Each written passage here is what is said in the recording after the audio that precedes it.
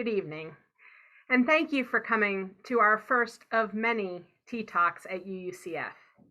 As you may know, T stands for Time to Explore the Arts, which is what we hope to do in these gatherings through presentations and conversation. We hope that you at home have your cup of tea and that you are brimming with excitement about what this new forum will provide. Thank you, Rebecca. First, we will tell you that tonight is not about art as a profession. Tonight is about an exploration with three artists and within yourself about the connection between creating and the holy. Matthew Fox is a progressive and liberal Episcopal priest, and he writes in his book, Creativity, that we are creators at our very core. Only creating can make us happy. And Fox continues, for in creating, we tap into the deepest powers of self and universe and the divine self. We become co-creators. That is, we create with the other forces of society and with the universe when we commit to creativity. There is an ability in each of us to create peaceful energy, to create acceptance, to create a place of kindness right here, right now. 40,000 years ago, humans blew red handprints onto cave walls. 340 caves in Spain and France contain mind-blowing art. This art is found from Romania to Africa to Argentina, from the pyramids to Stonehenge. It's in us already. But it is up to us to create in community in order to support our spiritual being. Creating in a vacuum can be stifling, even dangerous, without perspective. Yes, the human capacity to create also carries with it a capacity to create nuclear weapons, self-serving institutions, abilities to strip forests and lands, all come from the human capacity to create. With one another, however, we can challenge what we see as reality. Others can tell us how our creations are felt and experienced, what effect we do have on one another. Tonight, artists of different mediums will share in community with you how they are moved to create and have used their creative energy to expand connection, insight, and spiritual transformation. Their holy process of molding, shaping, sometimes tearing it up and starting over, these acts are a spiritual practice for them. In spiritual witness and support of these creators, we hope that their act of creating sparks a recognition of the humility, grace, and redemption within us all. As they share, you are invited to ask questions about their spiritual practice in the chat throughout the presentations. So you have a chat option open and available to you, though you will be muted. So feel free to enter some questions throughout the presentations tonight. We also have some set questions for the artists that we will ask first, and then at the end of that, we'll get to as many of your questions as we can. Each artist has been given 15 minutes to share, and in each presentation, there are visuals. So the best way to view this evening actually is to do a little bit of practice first. So what we want you to do right now is to open specifically your speaker view. So the way to do that is to go to the top right corner, and instead of the gallery view, you want to click on the speaker view button. Then once you're open to the speaker view, which hopefully you are looking at Rebecca and I, what you want to do is there should be a slide that comes up on the screen right now that Mary's going to share with you. And Rebecca and I, there we go. We went right over to the right-hand side, and we're really small now on the side of your screen, which when somebody's speaking, it's probably not as fun to see them so tiny. So we're going to tell you how to fix that. So if you wave your mouse over the little bar next to our faces, you might see a little gray sliver of color. And if you click on that little gray sliver of color and drag your mouse toward the center, The blue box will get smaller, and we probably got a lot bigger when you did that. So when the speakers are speaking, every time a slide, I know, Rebecca, our faces got so big. So whenever the slide comes up, if you want to see the speaker in a bigger box, that's how you can do that this evening. Unfortunately, we can't control that, but we are excited that you will have that ability. So thanks, Mary, for sharing that. So lastly, we wanted to make sure that you knew that our first speaker tonight is a phenomenal singer-songwriter, and he is a member of our community here at the UU Congregation of Fairfax. We'd love to give a warm welcome, and tonight we're going to do this for our warm welcome. So tonight, let's welcome our first presenter, Pete Rafle. Thank you for that deafening round of applause. I'm delighted to see everybody tonight. Mary, yeah, there we go. So I'm going to talk a little bit about what it's like to be a songwriter and my experience of creating songs. There's a mythology of songwriting that songs come fully formed out of thin air, and that if that isn't how it's happening, then maybe you're not meant to be a songwriter. But a friend of mine put it like this, as you can see on the screen, and that's a little closer to my experience. And really what I've come to understand, especially over the last few years when I've really decided to focus on songwriting as a craft and a practice, is that songwriting for me is an extended exercise in mindfulness and intentionality. So Mary, we can go to the next slide. So the first step for me is the mindfulness part, is putting that antenna up and switching it to receive. That antenna can be directed outward. You know, what do I see in the world that sets up a sympathetic resonance in me? Just as often, it's a mindfulness of what I'm seeing, what I'm feeling. Why am I feeling that way? What can I say about that? It's a way of processing difficult things in my life. But I've also been inspired by my children and my nieces and nephews. Each of these young ladies has a song of their own. I've been inspired by Theodore Parker and written about the arc of the moral universe.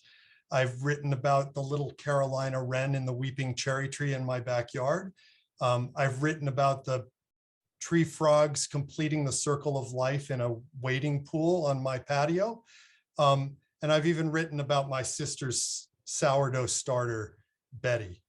But really the spiritual part of songwriting for me is writing about feelings of loneliness and connectedness, anger and affection, frustration, wonder, and the ways that the world doesn't match up to what it ought to be. And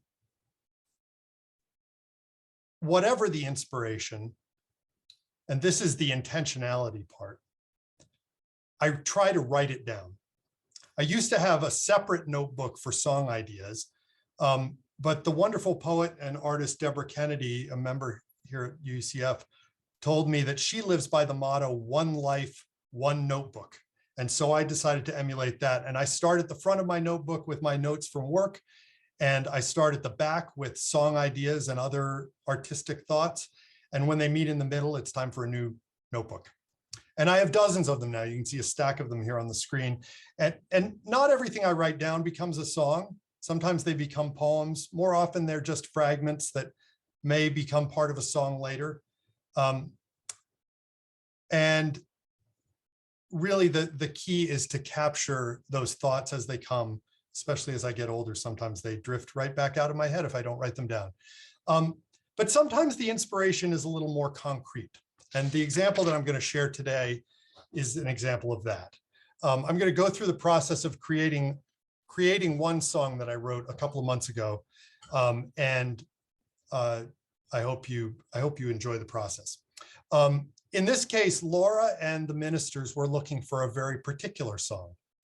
We Googled for it, we Spotified, we iTuned, and we couldn't find it. And this was an instance where I felt like the world needed a song and it didn't exist. So I was going to have to write it myself. So next slide, please. I often get asked what comes first, the words or the music? And for me, they're two separate but interdependent streams. I need the structure of rhythmic pattern and perhaps a rhyme scheme to help me sift through ideas, strumming chords and free associating until something magical happens in a mystical, grace-filled moment when my self-censorship drops away and I allow myself to articulate something I wouldn't otherwise acknowledge or see. But this time I needed the magic to happen on a schedule because the song needed to be ready by Friday for practice for a service that Sunday.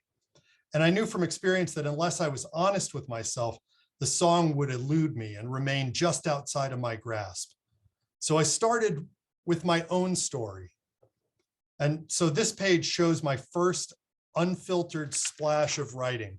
And looking back on it now, I'm surprised to see how much of it remained in the finished song.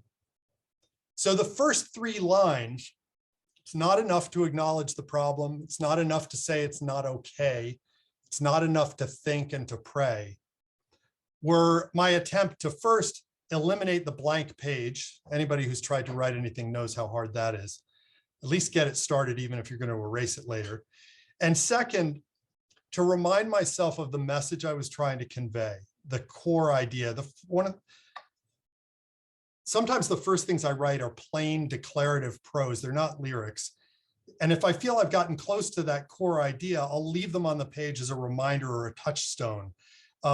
If I'm just writing for myself and I'm not so concerned about staying on message, I'll just start writing one sort of song, and sometimes it'll morph into something completely different. But this was a song with a purpose, so I wanted to keep myself focused on that. Nevertheless, pretty soon I couldn't help myself, and I started rhyming "I know better" with "thought I was unfettered." And I thought to myself, maybe something's coming together. And then I hit a wall. And I think the reason was that I still hadn't committed to myself in my heart that I was going to write this song. I was scared of it. It was so sensitive. And it was about something that we have so much trouble talking about, the responsibility of the powerful white people in this country to take ownership of the injustices and do something about it. And usually I'm my own arbiter of what's good and what's pursuing, but this was different. I really needed a sign that I was on the right track. I had been trying to write new verses for Michael Jackson's "Man in the Mirror," and that wasn't going to cut it.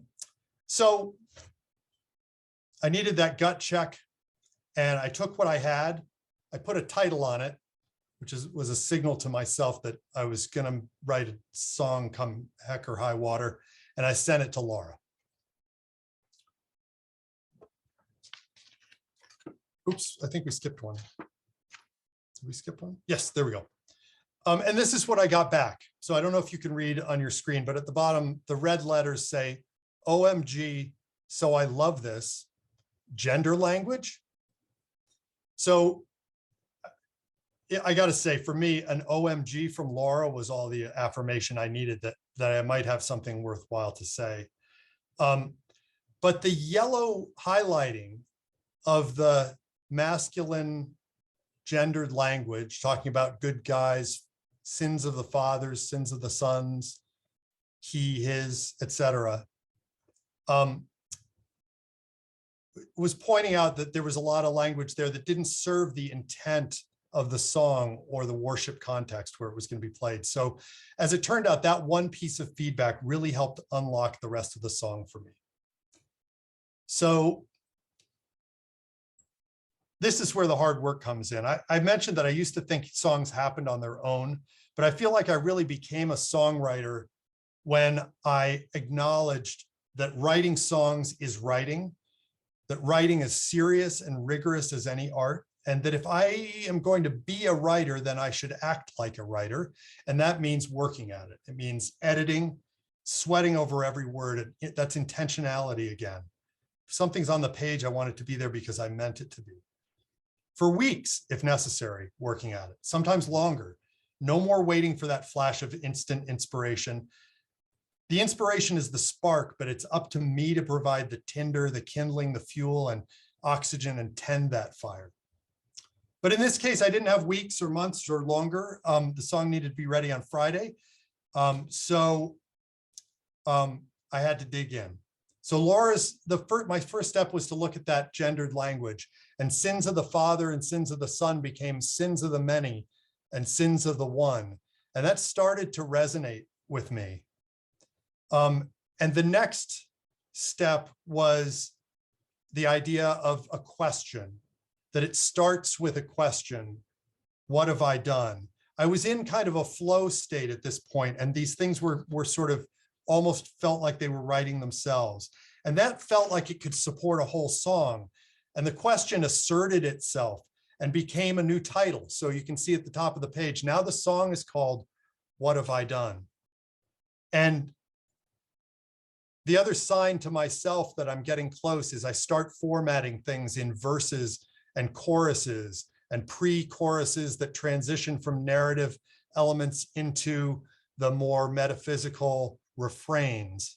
And this is what you're seeing here is hours and hours of hashing and rehashing and rearranging and focus and really meditative activity over this. And I was simultaneously experimenting with musical ideas.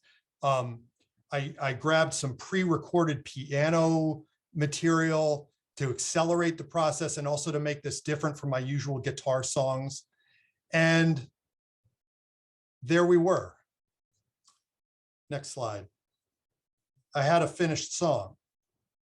Thursday night, with a structure and a message that felt true, it felt honest, and I had some music to go with it. Now, all I had to do was put it together, perform it, record it, videotape it, and send it to Laura and Mary in time for rehearsal.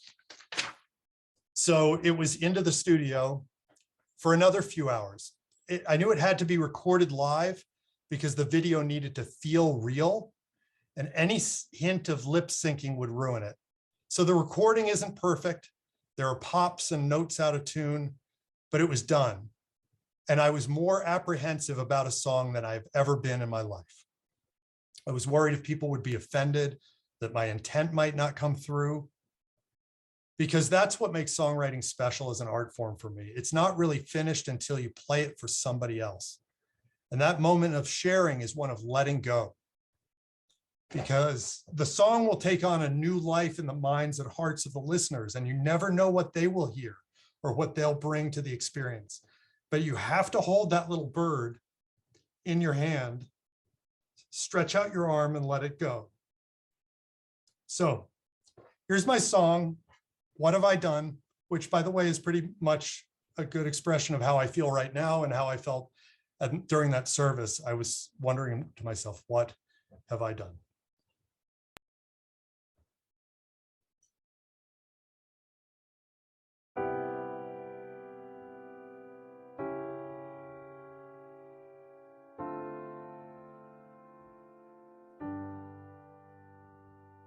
I grew up believing that a change was a-comin', that progress was natural, that time heals it all.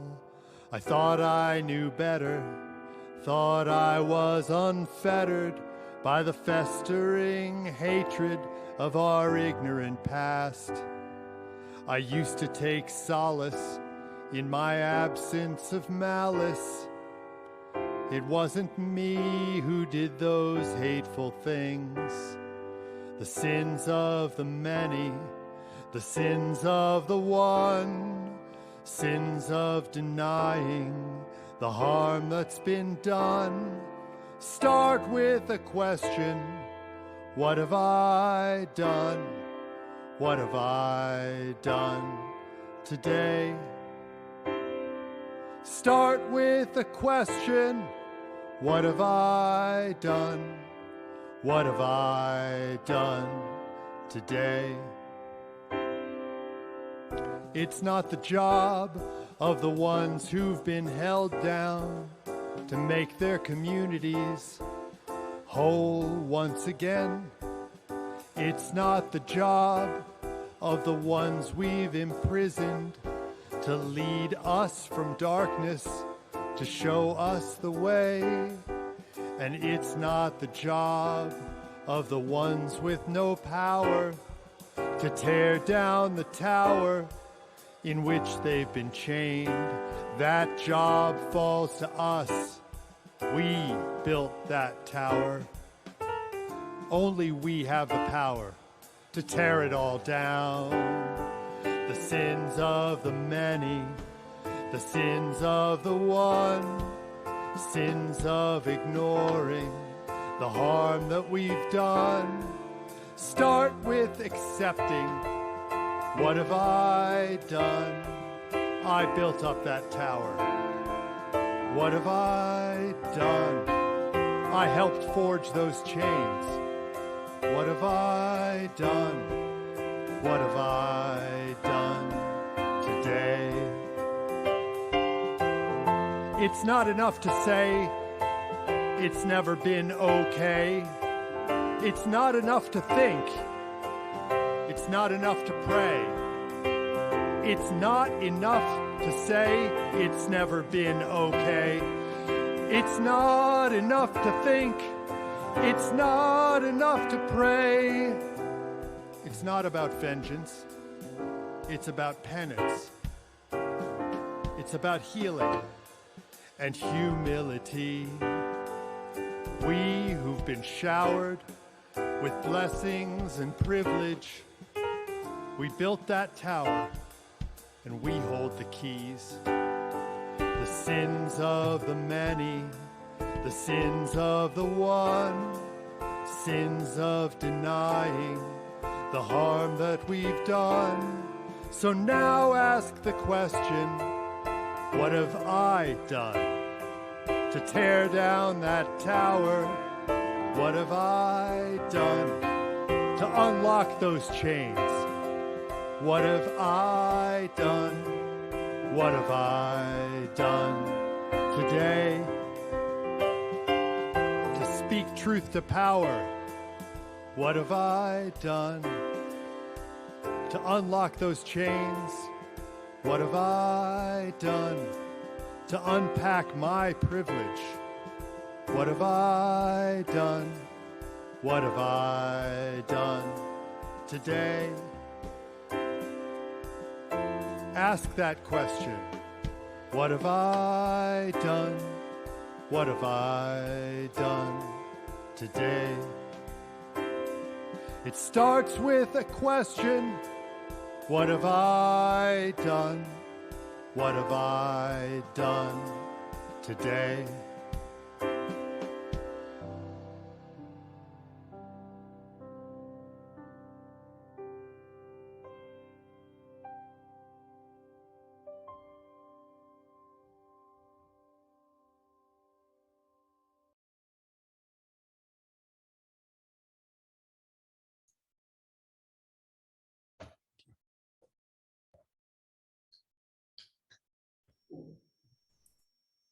Thank you so much, Pete. What a moving song and a really, really wonderful presentation. Thank you. There will be more opportunities to talk with Pete later, and I do encourage you, as our artists are talking tonight, to think about questions you might have for them as we engage in discussion later this evening. And you can go ahead and put them in the chat at any time. Our next presenter this evening is Katy O'Grady. So let's welcome Katy. Thanks very much. So I'm Katy O'Grady, and I make visual art as a practice. And I'm going to talk tonight about how I got started and how I keep going and the challenges and benefits I've experienced. And I'm probably going to talk too fast, but I'll try to stay mindful of that. To be clear, to start off, I didn't make art before May of 2020 during the pandemic. I'm a writer and editor and a singer, and the extent of my art training was one college drawing class and the fact that my mother is an artist. In May of 2020, I started 2 creativity exchange groups. They were called FACE, which is Family Art and Creativity Exchange with my immediate and extended family members, and then PEACE, People Exchanging Art and Creative Expression, which had about 6 to 8 friends. The idea behind these groups was to have a reason to connect and to inspire creative activity during the shut-in times, especially with my mother, who was struggling to find time and inspiration to do her artwork. And in each of these small groups, I shared weekly themes, and we've now moved to bi-monthly, and I create works on those themes. Initially, I just thought that making a visual piece on a theme on a regular basis would be fun and a good diversion during the pandemic. I had been doing some mandala coloring and seen craft activities for kids while things were locked down in the paper.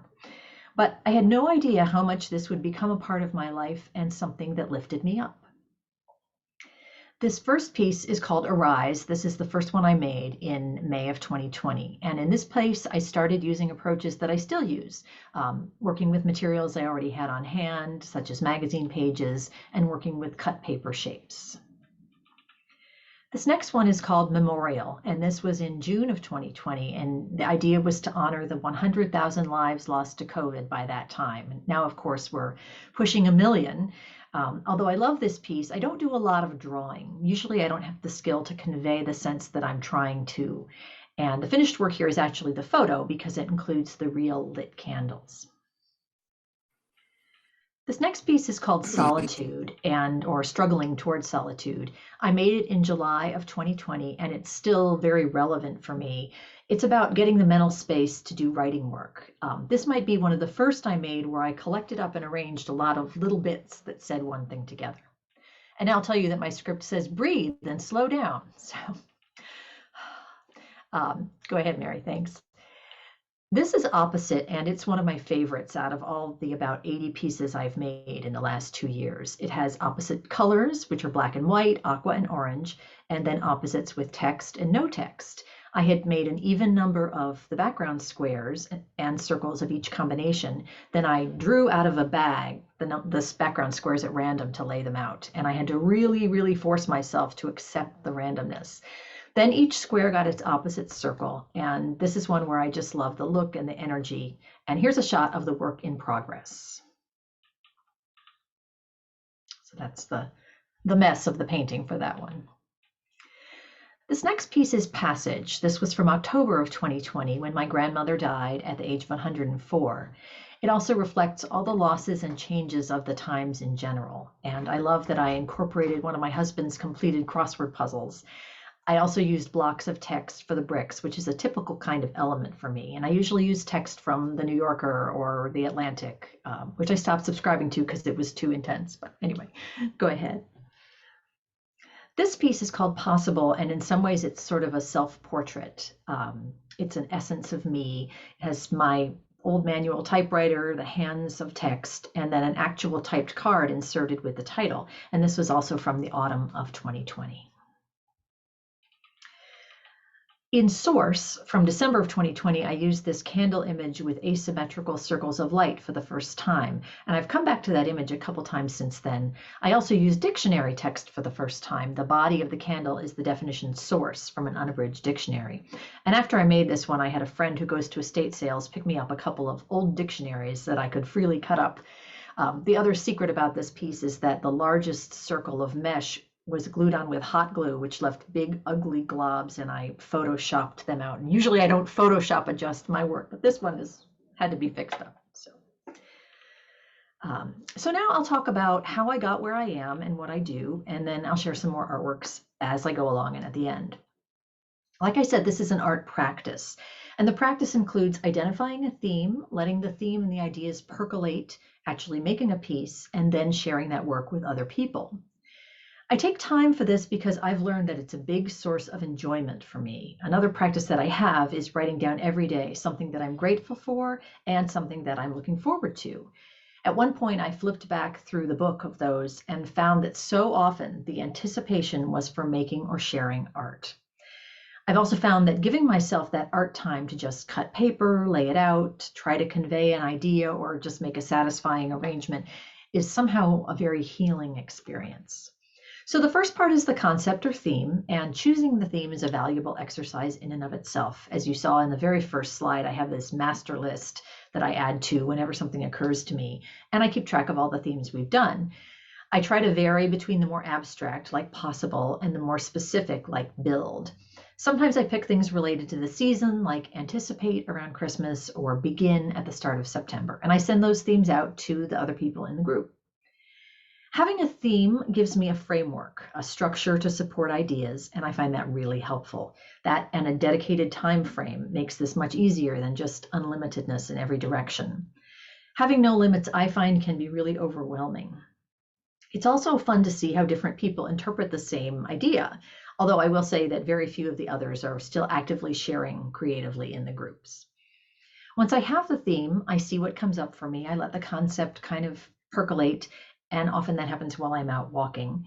I'll jot down ideas or make little rough sketches and see where that takes me.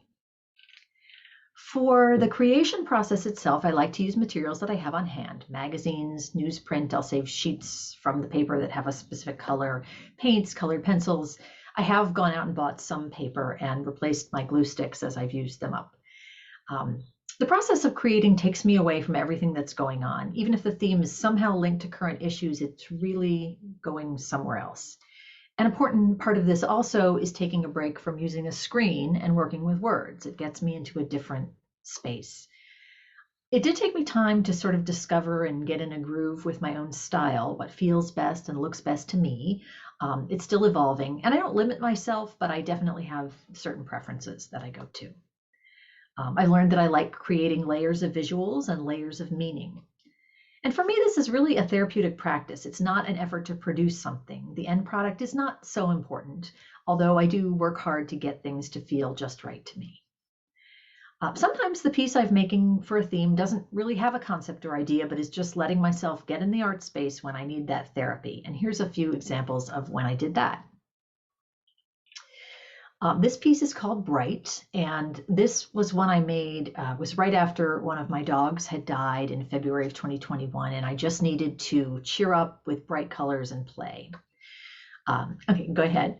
This one is called Contrast, and I made it in March 2021, and at the time I was feeling unmotivated, so I let myself just go ahead and imitate someone else. I was artist Ellsworth Kelly, who is so good that the post office made a set of stamps of his work.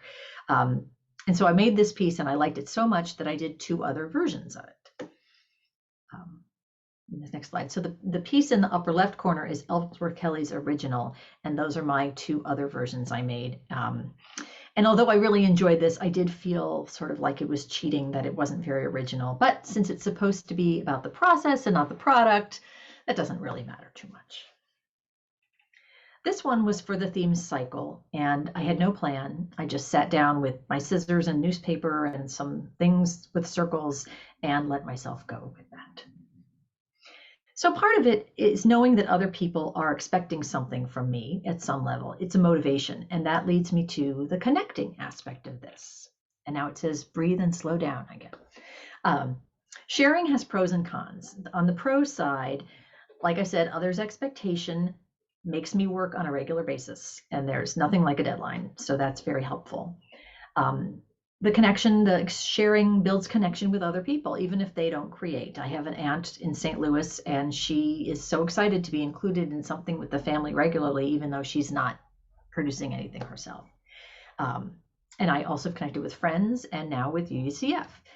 Getting feedback is a real thrill and very affirming. It connects me with other people, and it does strengthen my enjoyment knowing that others appreciate my work. One thing that I find really interesting is that pieces I love don't always resonate with others, and often people get very enthusiastic about my pieces that I don't like as much, and that happened this week.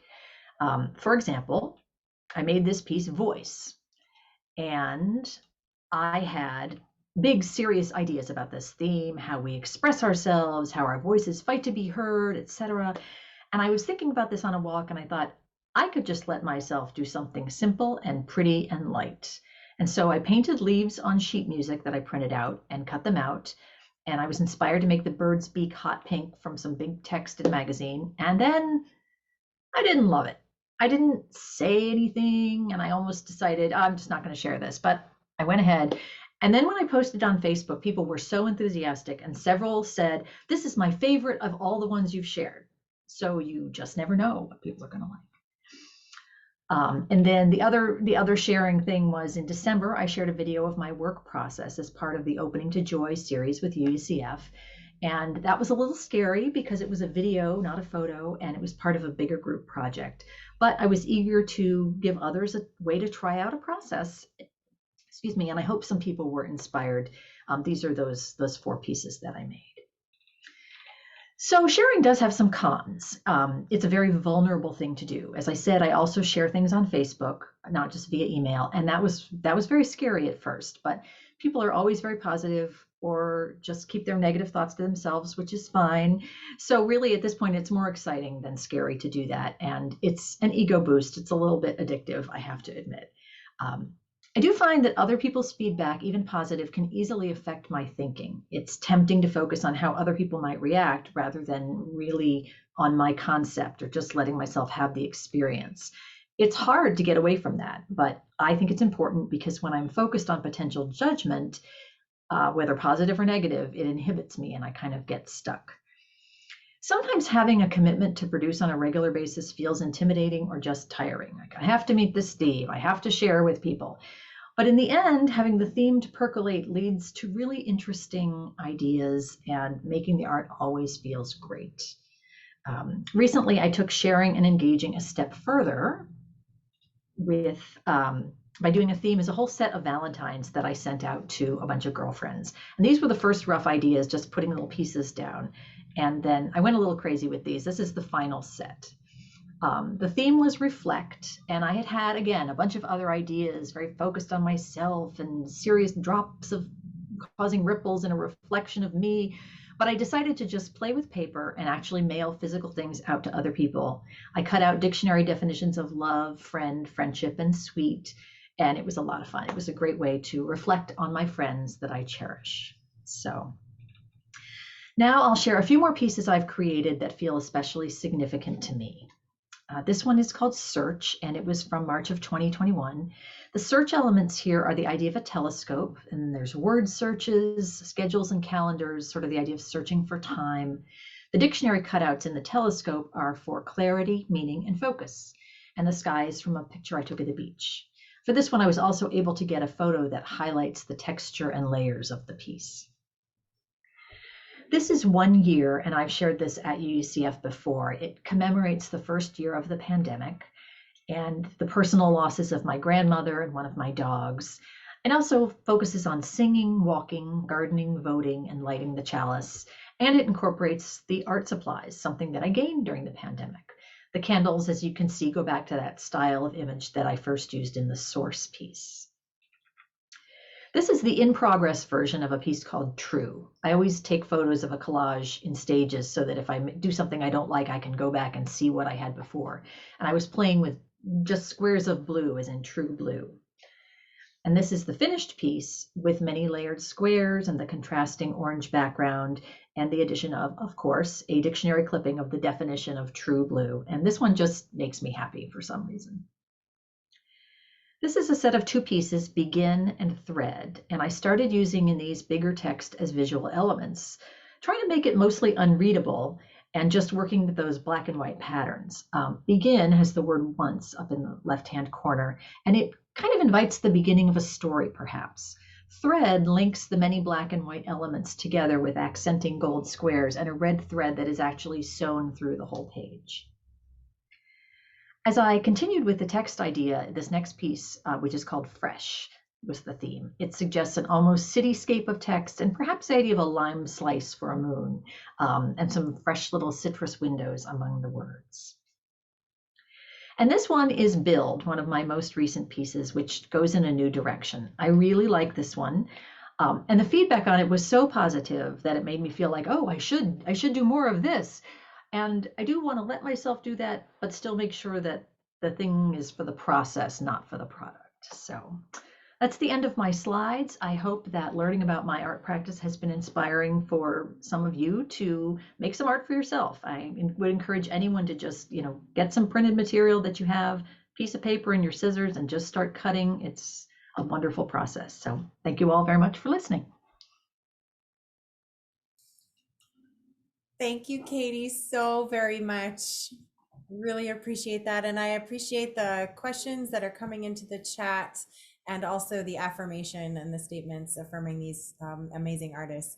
Each of our artists was actually given the task of sharing this evening a part of their work that involves both process and their own reflection of the intersection of spirituality and creativity.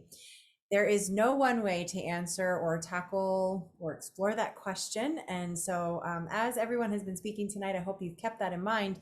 But with that in mind, I'd love for all of you to meet our final presenter this evening, Jim Tetro. So please give a warm welcome to Jim, who will be our last panelist and chair this evening. Welcome, Jim.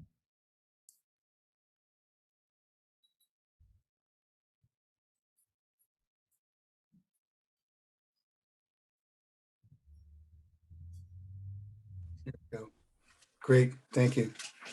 I'm going to read something initially and then go to some pictures that are, I hope will give you an idea of process, pretty much it. So the selection of images is an example of process that I hope will show my approach to photography. The process itself is a bit difficult to describe because it is more like filling a void. There's a space within me, an emptiness that as often as it is filled, it has to be filled again. What prompts the process, or what can be called inspiration, can come from a series of notes, something I hear, something I've read, or just the sheer wonder of looking at something and it tells me that I'm alive. These incidents aren't necessarily solutions, but more like a switch that turns something on.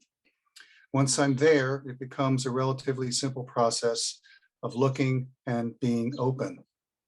This does not mean that I simply an empty vessel that needs to be filled, but rather someone with a wealth of experience who is waiting and anticipating the next exciting visual moment and discovery.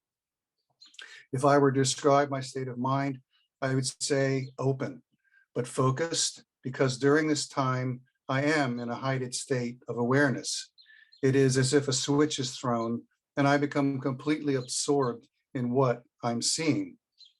Is it possible to say that I am seeing myself outside myself? Maybe, but I do know that much of what I see and photograph helps me to feel connected to the things I am seeing and myself.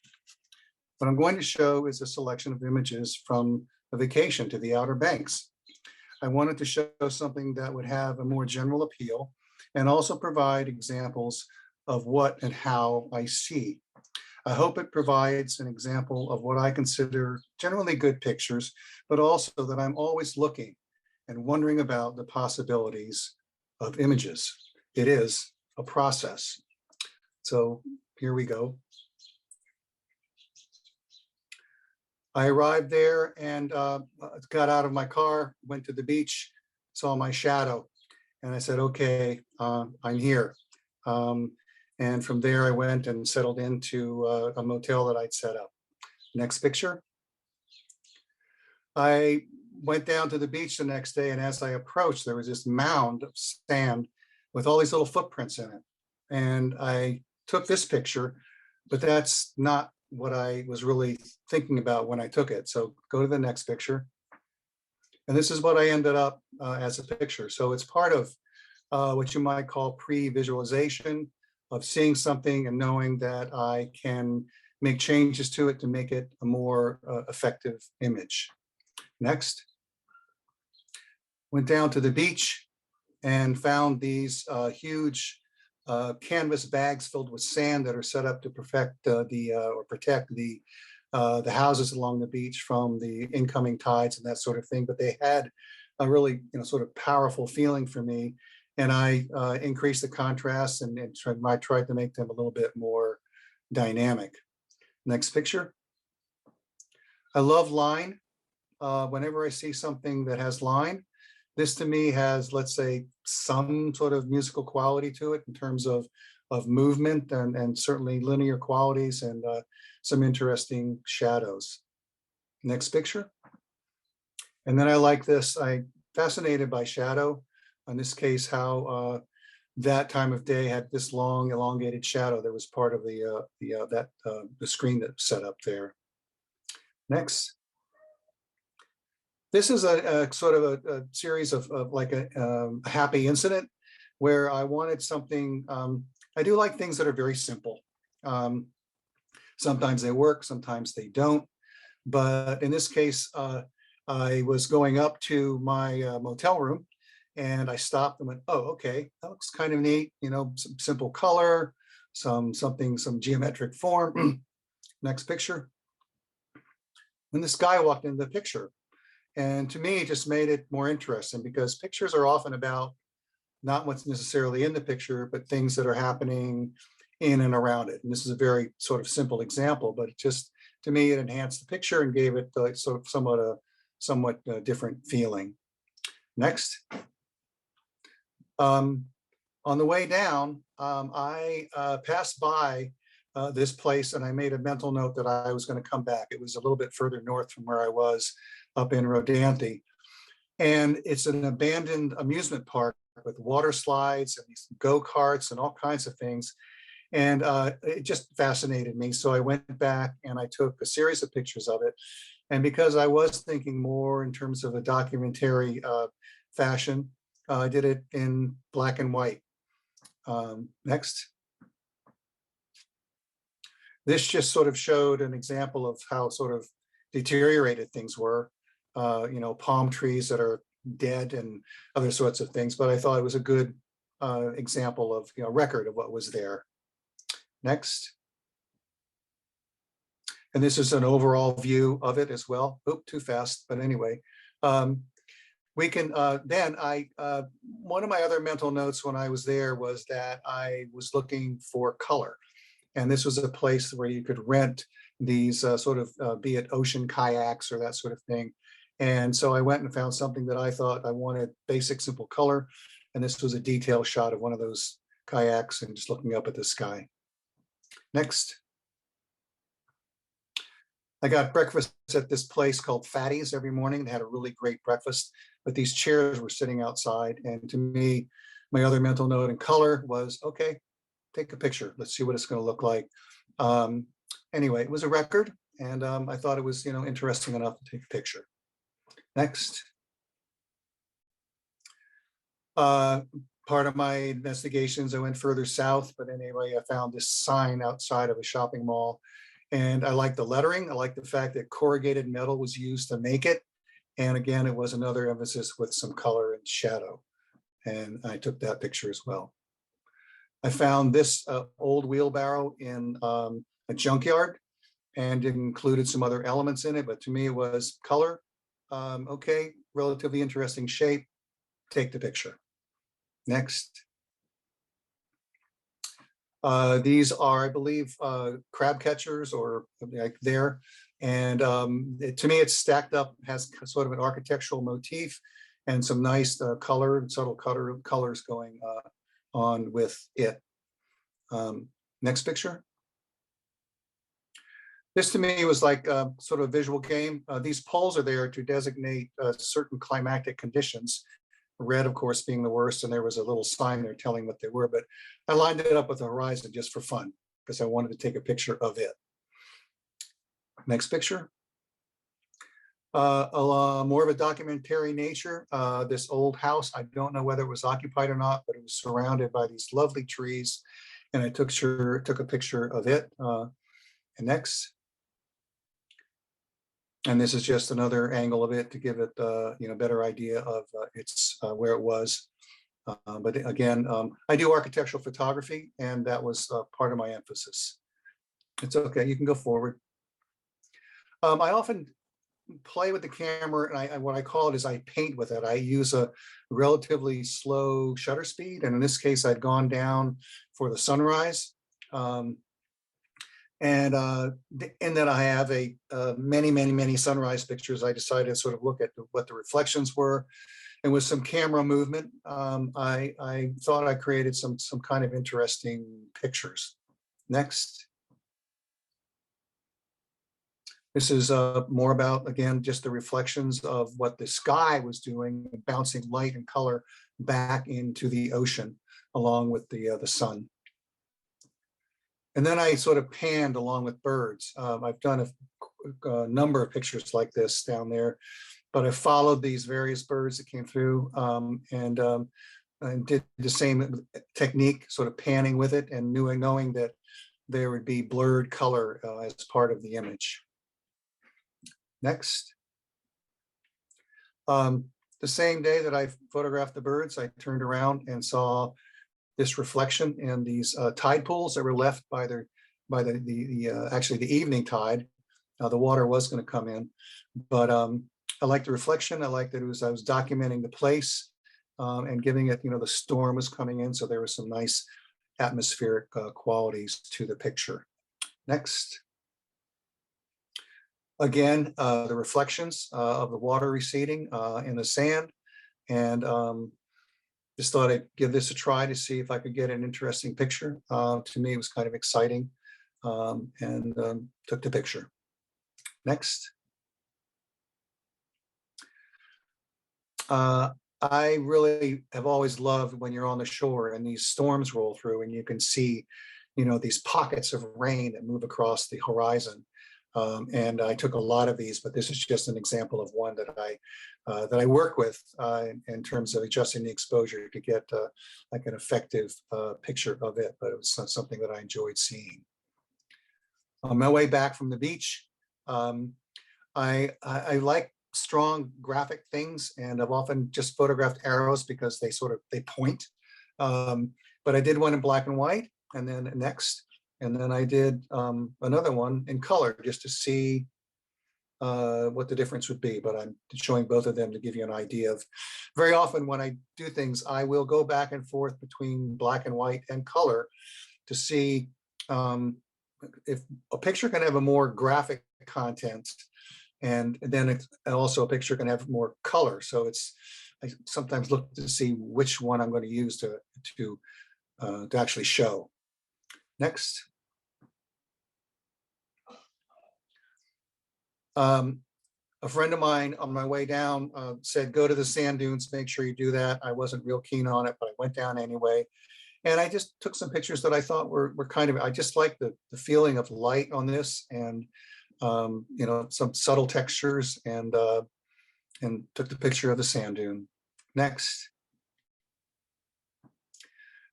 Flora, surprisingly, a lot of it there, some really nice colors. And I included these little, for lack of a better word, these pegs. This was part of a parking lot, but I wanted some other graphic element in the picture to kind of show where it was.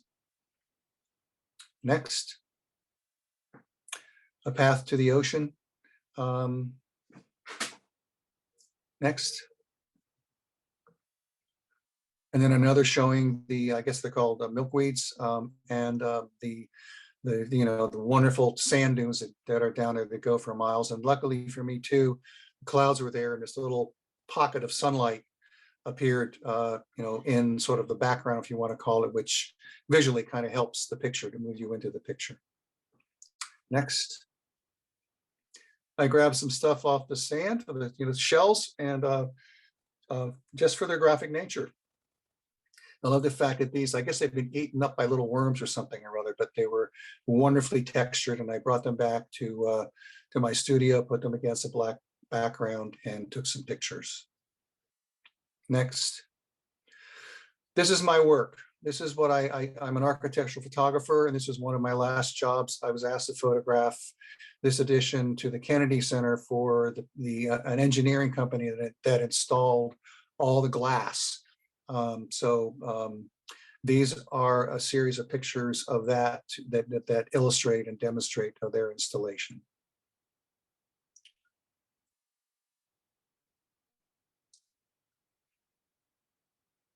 An interior shot. This is a small little triangular skylight that was there, and then an evening shot.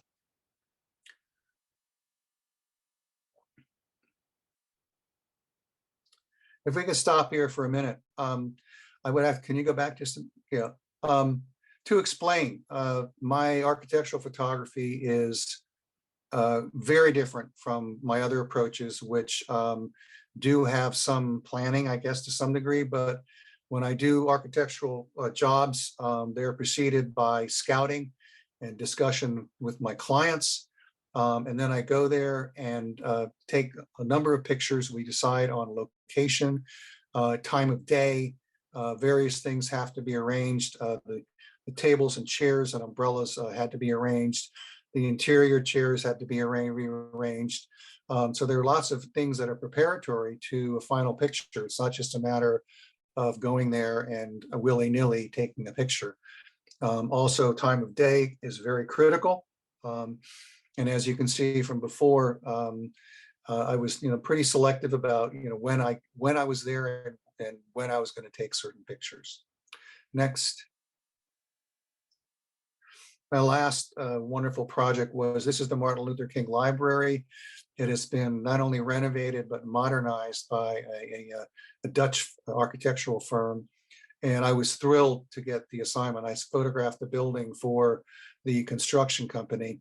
But it was just, to me, it was just a wonderful, I was in the play box. Next. The stairway there is magnificent. I think it is all these huge, massive configurations of concrete, but they undulate. They are just, to me, they're just really, really beautiful. And these are only a few of the pictures that I took of the stairway to illustrate the construction and all the woodwork and the lattice work that goes around inside. This is the main library. There before, scouted, pretty much knew where I wanted. We still had to do some arranging. All the chairs here are the original chairs, and they were sent out and they've been completely reupholstered and reconditioned. So it was very important to include them in the picture. Next. This is the entryway with this painting of Martin Luther King and some of his works and contributions, and also a place for people to sit. Next. This is an area on the west side of the building, lower level, that is these wonderful little glass cubes. I like modern stuff, some of it, where people can meet in a closed space. This is just, only one of the angles, but time of day was critical for this. It couldn't be photographed in daylight. There are way too many reflections. So I had to come back at night and do this picture. I think that's it. Oh, last job, this was for the company that installed all the glass in these buildings. And these are two buildings that are in downtown Bethesda. Very tall buildings, 28, 30 stories. And I had to find a vantage point so that I was not looking at them from street level, because you lose a lot of the sense of the building, its style, everything about it. And I was able to get on the rooftop of a hotel across the street, and they were wonderful. They just let me go, let me stay up there for a long time. So I was up there in the morning. Next. And then I came back and I did an evening shot as well and stayed with it into, this is like dusk, a dusk picture. That's it. Thank you. Hope you enjoyed it. Thank you so much to all of our artists this evening for not only engaging in this brand new platform, but for being vulnerable, open, honest, and really giving so much of themselves. So virtual round of applause for all of our artists. And prior to tonight, we had determined that it would be a wonderful way for different artistic mediums to come together around similar questions. And so prior to tonight, the questions that we're about to ask were given to our panelists ahead of time. So there shouldn't be any surprises at the beginning. And we are going to engage in some casual discussion around these questions. So we will not necessarily ask everyone to answer every single question or prompt, but we're hoping that it will engage everyone in some collective conversation. And I encourage you, as this is going on, to also continue in the chat to ask questions, and if hopefully at the end we'll be able to get to some of those questions as well that you all have been asking. And so I'm also inviting Rebecca Leeser to be a part of this conversation. Rebecca is part of the Tea Talks group that's helped put this together, and all of us are going to be unmuted at the same time. So basketballs and dogs in the background will probably commence, but that's the fun of it. And so what I'd like to do is I'd like to open up with our very first question, which is really the sort of summation of the idea of Tea Talks. And the first question for this group is for all of you. And it is, what in your experience so far would make art, what for you makes art a spiritual practice? Where does that intersect for you? Well, I'll go ahead and start.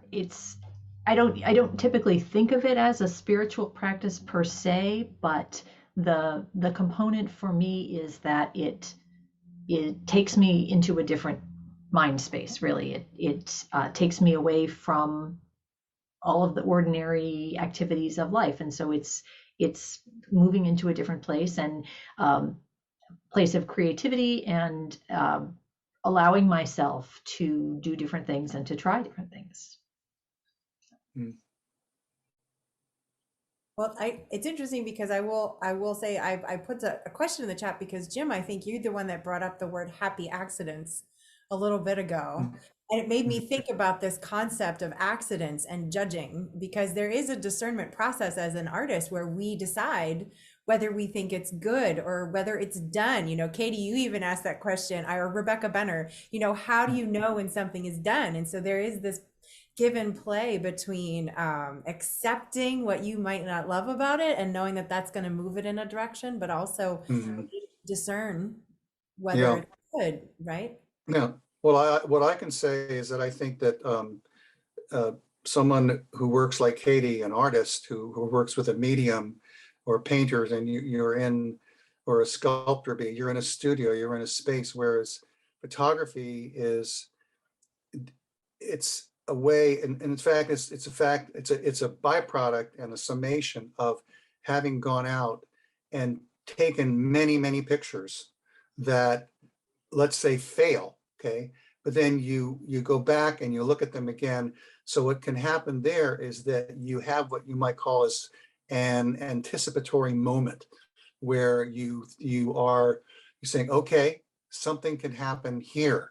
Or what I found most interesting sometimes is when I'm waiting to photograph a building, I start looking at the street and everything that's happening around me.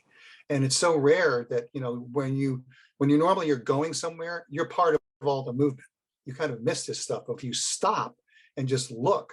And that's what a lot of street photographers do. I wouldn't call myself a street photographer, but I know that that's way they're there, and they are looking all the time, so they can anticipate something just before it happens. And there is a photographer, his name was Cartier-Bresson, who is famous for his ability to anticipate moments. But he would find a certain location and say, I kind of like a few elements here. Let's wait and see what happens, you know, and then boom, something would happen and he would be ready to take the picture. That really resonates with me, Jim. In the songwriting context, I talked about the sort of the myth of the song coming fully formed, and every once in a while that actually will happen, and you'll write something in the space it takes to sing it. But really, that's about having written 1,000 crummy songs or struggled with one for days or abandoned it. But that helps you recognize and anticipate and hear something coming that is going to be a song, or to notice something that you wouldn't have noticed otherwise, or to know what does work and doesn't work. So there's something about the repetition and the practice that you grow in recognizing and discerning, as Laura was saying. And it seems like a happy accident, but it's the sort of chance favors the prepared mind Right. Well, one of the things, sorry, go ahead, Pete. No, go ahead. I was going to say one of the things that I hear between both of you, and I find this to be true for myself too, is there's a level of being open that you were talking about, Jim, being ready for what you encounter. And even in the situation where I'm working with media, and sometimes I sit down and I go, oh, what do I have? And I put together, but more of the time I'm out and I have this one idea and I'm keeping myself open to what this particular idea brings along. And so for all of us, I see that there's this essence of being open to what might come and being receptive to that. Mhm. But that's the whole sort of process, like I can't think of somebody, getting a camera, going out, taking a picture, and oh, I'm brilliant. I just took an amazing picture, and it's their first picture or their 10th picture or their 100th picture, So part of the art for you is so much making choices and making fine distinctions between things that are very similar, and that's a real right.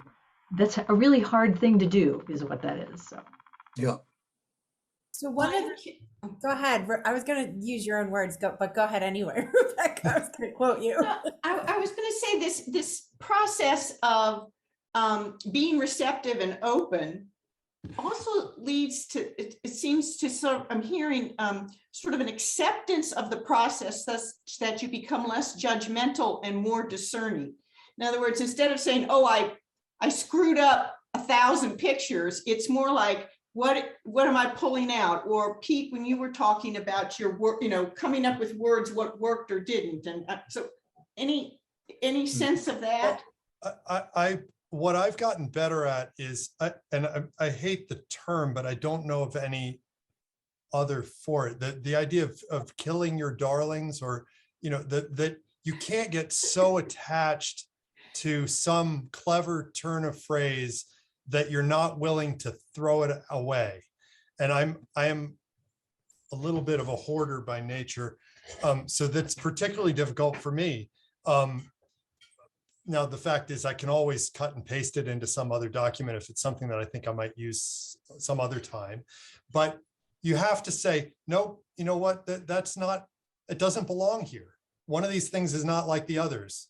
Those 3 verses are really good. And that last one, it's from a different song, or it's not good, actually. yeah, I've had that too, and it's not. I didn't show any of those where you went. Right, you you didn't see all the stuff in those notebooks. Right, and you do it, and it just doesn't work. And there are ones where I've thrown pieces away. I thought it isn't a matter of, will I like it, will someone else like it? No, this just does totally not work at all where I'm going with it. And sometimes I've been able to take apart from it and reconstruct and redo, but rather than, we're talking about judgment and self-criticism, I don't beat myself up about that. I mean, not everything works, not everything goes the way you think it's going to go. And you do learn from that a thing didn't work, and you put it down and keep going in a different direction. Mm-hmm. You turn it upside down, see what it looks like that. Yeah.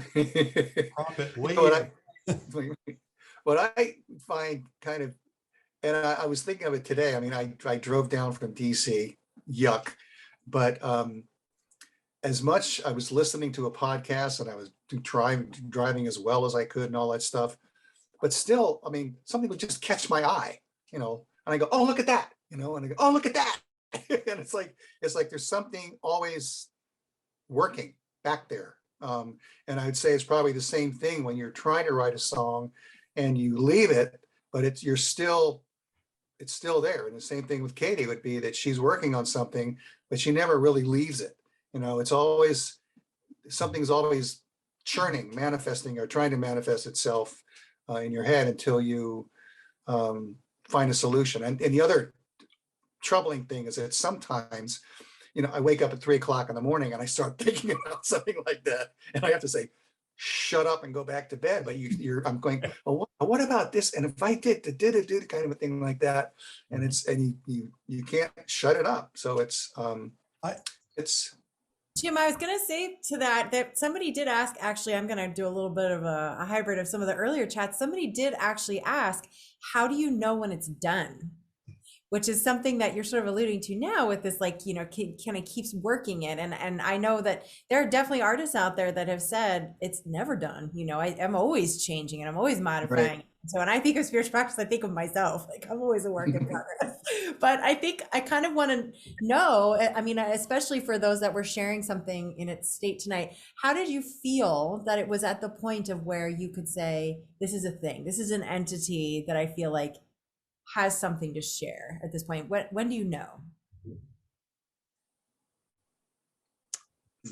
For me, I have to be able to imagine performing it for someone and not having to apologize first that it's not that I'm still working on the bridge, like or have it tail off at the end and say and then there'll be something else after that. So it has to, for me, and that's kind of why I showed the final pages. It's got to have all the parts. It has to have a beginning and an end. Something has to happen in between, and I have to know how the music goes. I've got a whole folder of songs that says that they're written and it says needs music. And I've gotten musical ideas that don't have any words. And so I just need to take a year off and match those things up. Well, for me, it's kind of a funny question. Once the paper is full, then it's done, but that's really not true. I should try that. Just fill up the page and then you're good to go. Once I fill the rectangle, it's all done. That's right. Now we're done. So it really is just a sense from working on the particular piece. I start out with things, and there have been times when I go, well, when I did the black and white one that was based on the Ellsworth Kelly, I put down all these strips and then I cut it into things and I arranged them in different orders. So, this is great. And then I don't know where the idea to add little colored squares came from, but somehow that came in, and then you're putting them down. You think, add one there, or is that too much? And really, it's just a matter of working with it and using your own sense of that's complete. There isn't, something more would be too much. And there have been other pieces, I don't think I showed any of these, where I took a little stippling sponge and added some little gold dots around the corner. And so sometimes you look at it and you go, it needs something more. And it's really just a sense of it needs something more, or it's done. It says what I want it to say. I hate it, but other people will like it. I don't know. I don't really think that. But so it's just a sense of that. And Katy, I think the thing is that and I'm not sure how much the room has heard it when you first started talking about this, prior to 2 years ago, did you make art?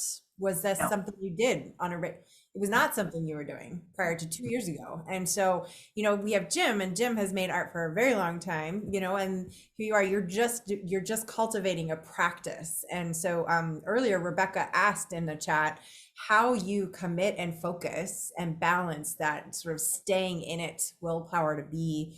It's sort of like establishing a routine or a discipline. And I'm thinking about that because, they say, how many days does it say to start a habit?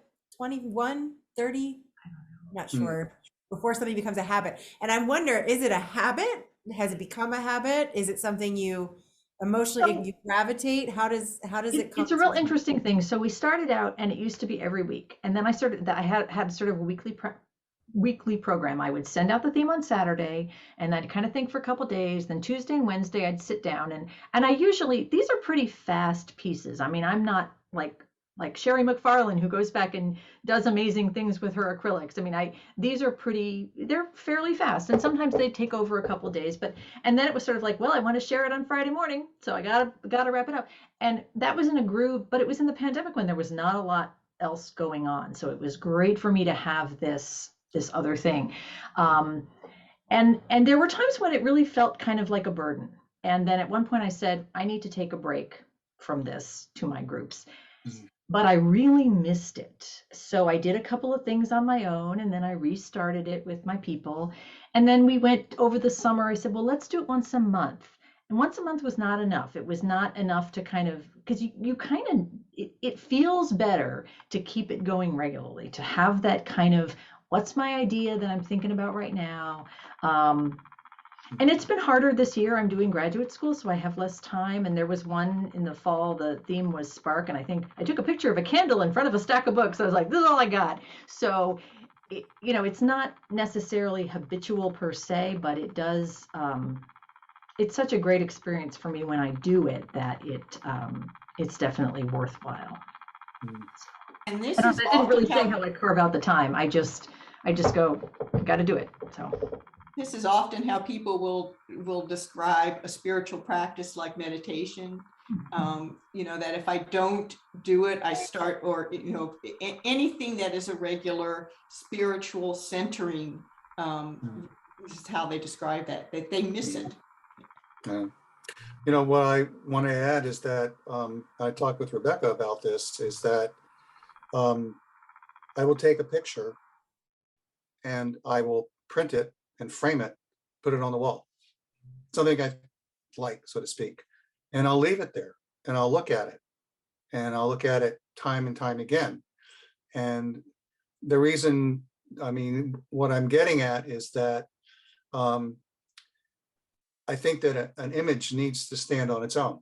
In other words, if you're there saying, this is good, the same with writing a song, same with making artwork, is that, so I try to, I pull back, I remove myself from it, so that, and this has also happened when because of all the images I have in Lightroom, that sort of thing, I'll go back through my files and I'll be looking at the, hundreds of images, and some of this image will pop out, and it'll be a surprise, and I'll go, oh, I took that picture.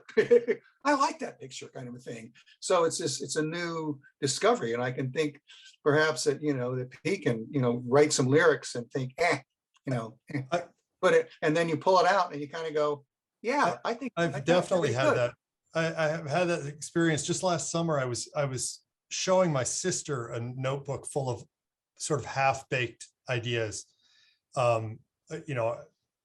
things that I wanted to go back to, or there's that stack of notebooks I showed you. I've got loose leaf binders and they're everywhere, voice memos on my phone.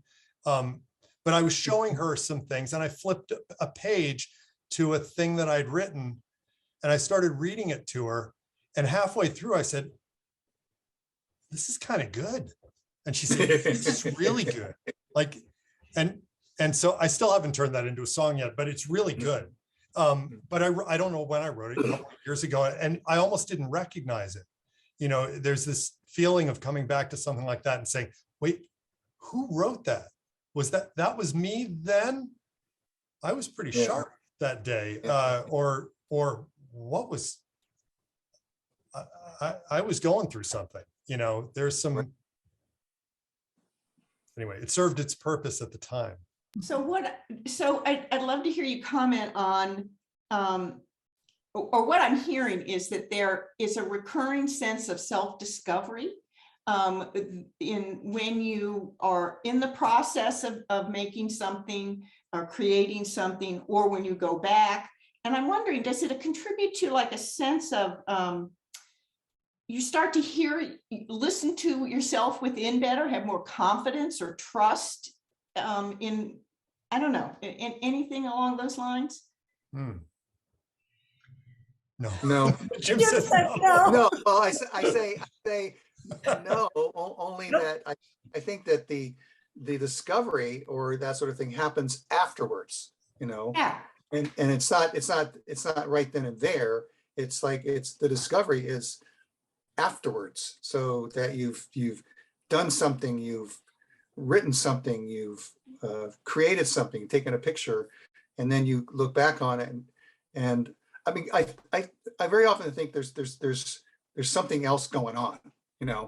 There's something else going on sometimes.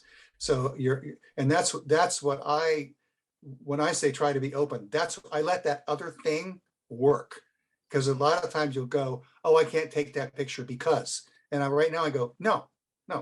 Before, for me, there was a limitation because I was either shooting film or I was shooting slides. It was expensive, now digital, it's like, why not? Take the picture, do this. and it's either going to work or it's not. But all you've lost is if you don't take the picture, then you don't have the reference or the memory or the learning, from it. So it's called post art.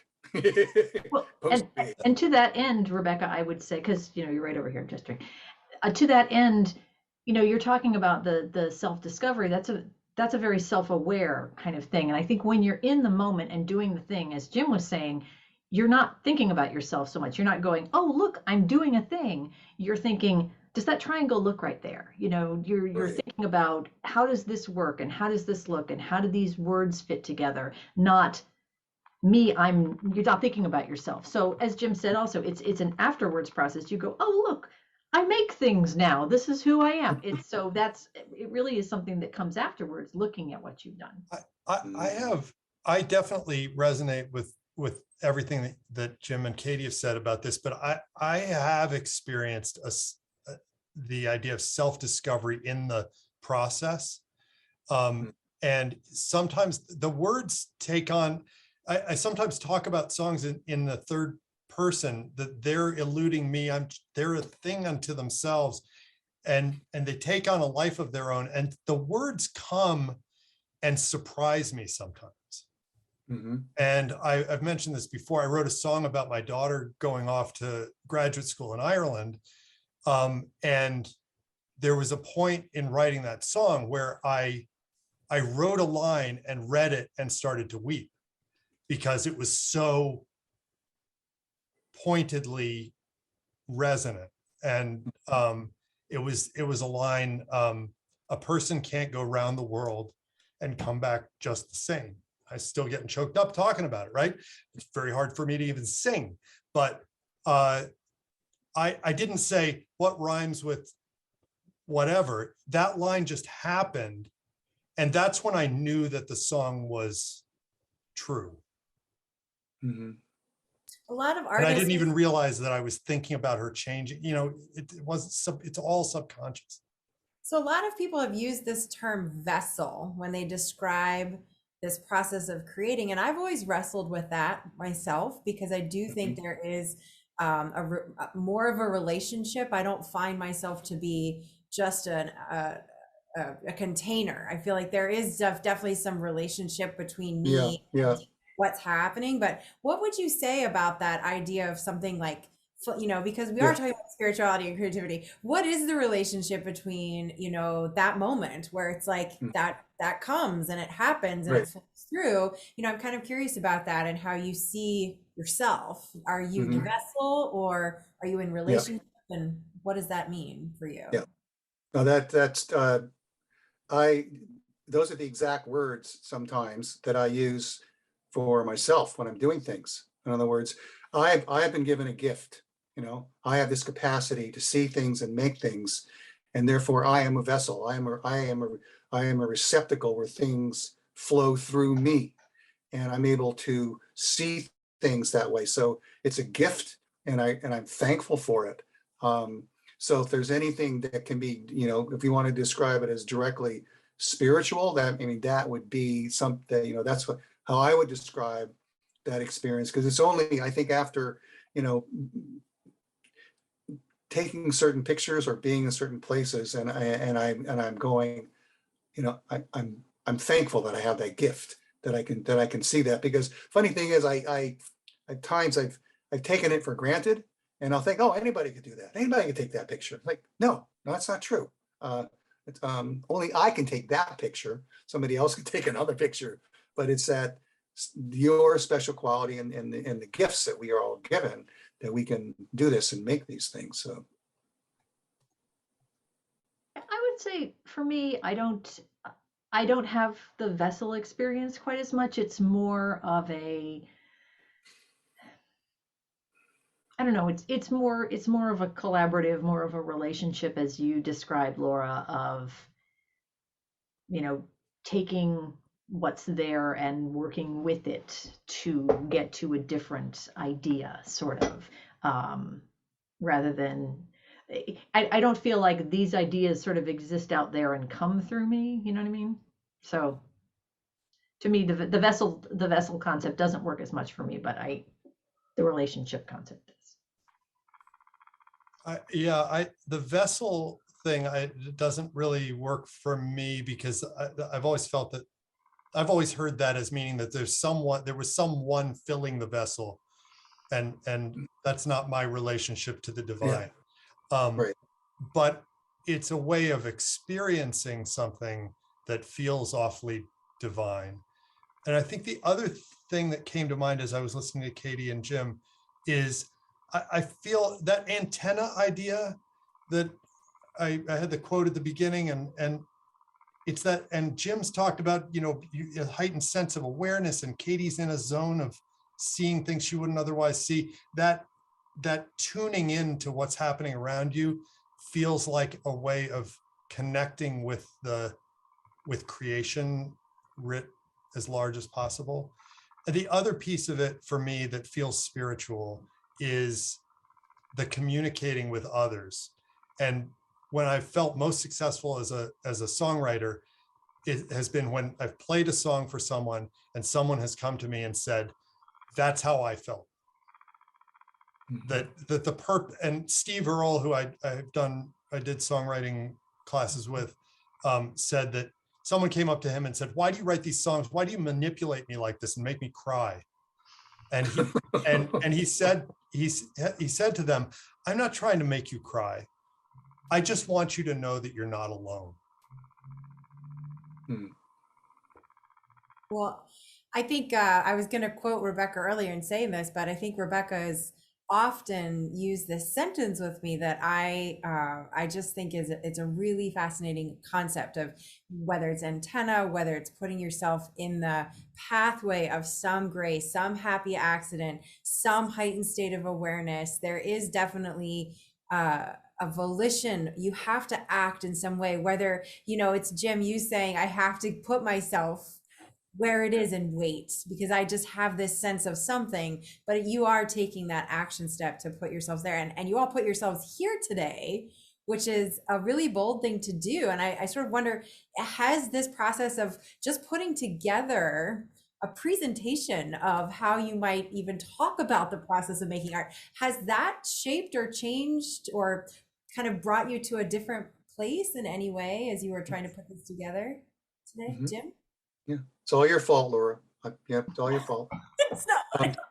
No, but what I read tonight is like the fifth iteration of what it was is that it's I am appreciative of the opportunity to be asked to explain process, and it isn't something that I guess we or I haven't thought about, but you don't, it's not in a cogent fashion, where you really have to find the words to describe it. And then you come to, I think it's helped me to come to a better understanding of what I'm doing this late in life, what I'm doing with my stuff. And so it's, I'm appreciative for that. Thank you. Yeah.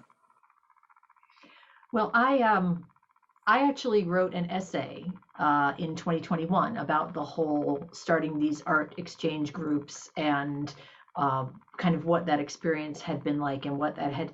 It wasn't as much focused on the process, though it touched on it a little bit. And it was a lot about the connection and how I had one friend in this group of the friends group who writes really wild and wacky stuff.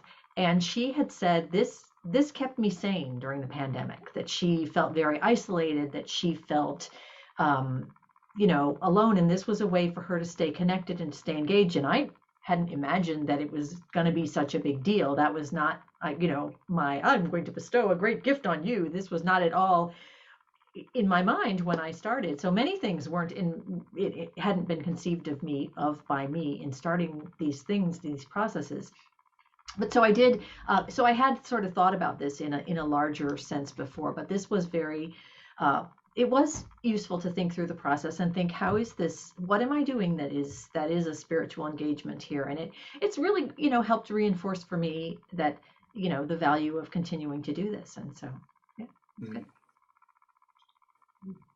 I will say that is a very meta question that I thought Pete would just like eat that up. He loves the question with it. What is the process of talking about this process? But Pete, do you have anything you want to? I don't know.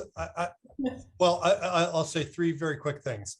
First, I was talking with my mother this morning, and I think she may even be listening in right now, and said that I've resigned myself at this point that I'm probably never going to be interviewed in Guitar Player magazine.